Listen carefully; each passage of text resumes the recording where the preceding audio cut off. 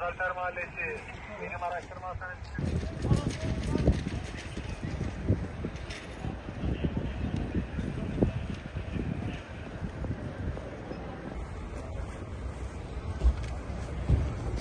Biz de şu an olayı değerlendiriyoruz.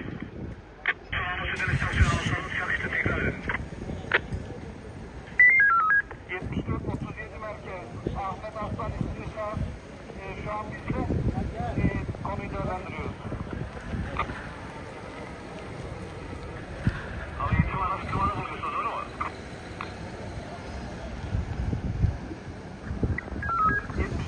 74-37 merkez bizim anlatıyoruz efendim. 74 merkez 74 60. 60 merkez esiyor efendim.